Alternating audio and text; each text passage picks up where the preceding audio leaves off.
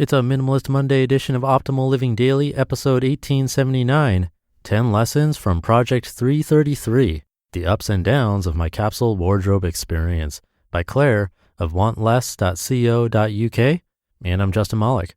Hope you're having a great start to your week if you're listening in real time, and welcome back to Optimal Living Daily, or the OLD podcast, where I read to you from some of the best blogs I can find and get permission from, mostly covering personal development and minimalism on this show. Minimalism today, as it's Minimalist Monday. For now, let's get right to it and start optimizing your life.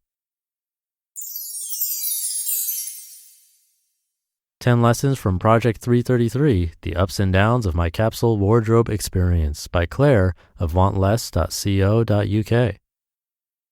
Could you get by wearing the same handful of outfits for the next few months? Courtney Carver's wildly popular Capsule Wardrobe Challenge, Project 333, asks people to do just that, wearing only 33 items, including clothes, coats, shoes, and accessories, for a 3-month period.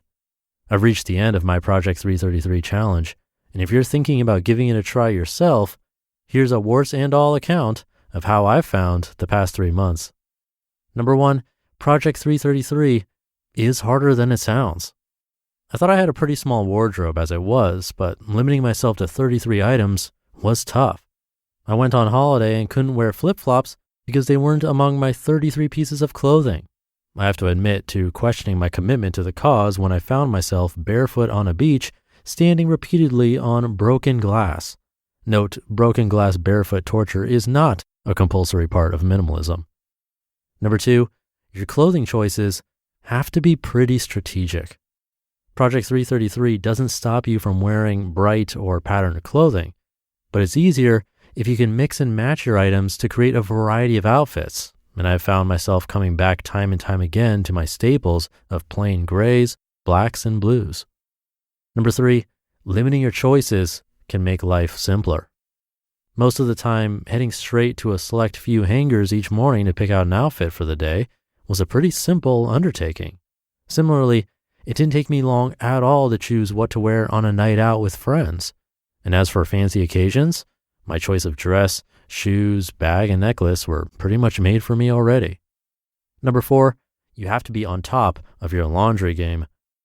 Do I wear the slightly damp from the washing machine top, or the dirty top with yesterday's cooking stain on it into the office today?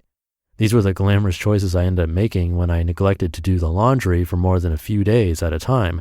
I went with damp, by the way. Number 5, the project will make you realize the value you get, or don't get, from what you buy. This applies to people like me who rarely buy clothes, as well as those who hit the shops all the time. In the 3-month period, I bought 1 item of clothing, a good quality new raincoat, which had left me with feelings of guilt and buyer's remorse. I had still been battling debt at the time and felt I'd succumbed to an unnecessary impulse purchase. The day after, I very nearly returned it. But it turned out to be one of my most frequently worn items. In hindsight, it was a good buy, and I should have chilled the heck out about it.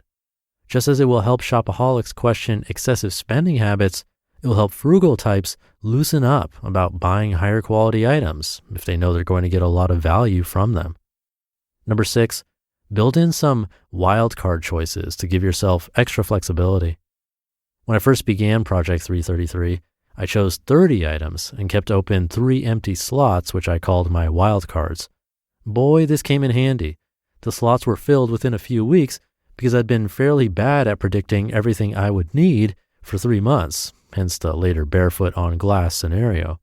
The 3 items I ended up selecting were a white scarf, which doubled up as a kind of shawl over sleeveless dresses, a necklace, I'd forgotten to add any jewelry to my list, and my new raincoat. Number 7, take it all with a dash of humor if you don't want it to add to your stress levels. Picture the scene a few weeks ago. A heavy shower had abated, leaving the late evening sunshine glistening over the newly cleansed streets. I've taken the opportunity to go out on a quiet stroll around the neighborhood with my wife and dog. I feel content. Even my wellies feel comfortable, and I can splash through the puddles without a care in the, hang on, wellies aren't on my list. I spent the rest of the walk in a sulk, so mad at myself for having broken the rules. But if you read Courtney Carver's great website, you'll fairly soon realize that this is not the point of the experiment at all. She's pretty clear that while there are rules, you're then free to make them work for you. For me, the challenge was about trying to remove an element of stress from my life, so beating myself up over one mistake was hardly in the spirit of the endeavor. Number 8, people probably won't notice. I had no comments from workmates about why I was wearing the same outfits to work day in, day out. I can only assume they hadn't realized. People are usually taking less notice of you than you think they are. Number 9, when you reach the end, your original wardrobe will feel ridiculously extravagant. I have to admit, I really loved creaking open the drawer where I'd stashed all my other clothes. So much choice. I thoroughly enjoyed putting on long-lost favorites that I had taken for granted beforehand. I also, straight off the bat, got rid of 9 or 10 items I knew I didn't need anymore, either because I hadn't missed them or they had been a staple during Project 333 and so I'd worn them to death. And number 10, one round of Project 333 is enough to give you a serious insight into simplifying your wardrobe for good. Many people go straight from one round of Project 333 into the next, choosing another 33 items which will see them through the next season and repeating season after season. I guess living within those boundaries permanently helps them to simplify their lives, and that's great. But others, like me, work best by thinking of a strict challenge as an experiment of sorts to see which elements to keep and which to leave behind. Project 333 has helped me in many ways. I have a new appreciation for the things I own. I found it easier to say goodbye to clothes I didn't miss. It's helped me pack light on a holiday, and it's also helped me get a greater sense of my personal style. I'm now ready to take what I've learned and apply it to my full wardrobe, building a smaller, permanent collection of the things I love, but without feeling hemmed in by any self-imposed rules. You just listened to the post titled 10 Lessons from Project 333, The Ups and Downs of My Capsule Wardrobe Experience by Claire of wantless.co.uk.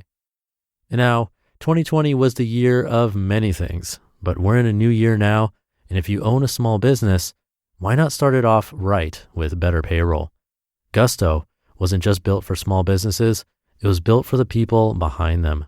Their online payroll is so easy to use, I used it today in fact. Gusto can automatically calculate paychecks and file all of your payroll taxes, which means you have more time to run your business. Plus, Gusto does way more than payroll. Gusto helps with time tracking, health insurance, 401ks, onboarding, commuter benefits, offer letters, access to HR experts. You get the idea. It's super easy to set up and get started. And if you're moving from another provider, they can transfer all your data for you. It's no surprise 94% of customers are likely to recommend Gusto, and I'm part of that 94%. We've been using Gusto for years. They've been handling many aspects of our business. And here's the best part. Because you're a listener, you get 3 months totally free. All you have to do is go to gusto.com/old. Again, that's gusto.com/OLD. I'm telling you, you're going to love Gusto. Get started today. gusto.com/OLD. And thank you to Claire. Number 8, people not noticing, is probably the one I hear the most, and one Courtney Carver mentions frequently. We often think that everyone is checking out our outfits, but when it's made up more of basics, then it's harder for people to tell if that's the same thing, if they even notice at all, which is probably unlikely in the first place. Plus, basics can look great. Personally, I often think better than outfits that aren't basic. As Claire mentioned, with higher quality items but fewer, you're really getting good use out of items you truly love instead of barely using items that you kind of like. And I think this happens naturally for many of us too. Like for me personally, my favorite t-shirts keep getting worn because they're my favorite. But you can truly have a collection of favorites. And if it's more than 33 items that really are your favorites, so be it. But this challenge is a nice way to truly find out if they really are your favorites or if they're more like, one day just in case kind of items. So I recommend trying it out. And Project 333 is also a book now. It's a new book from Courtney Carver, so you can check that out for more. But in either case, dig into your closet, see what's back there. I hope your week is off to a great start. Thank you for being here and listening to me and for subscribing to the show. And I'll be back tomorrow reading to you where your optimal life awaits.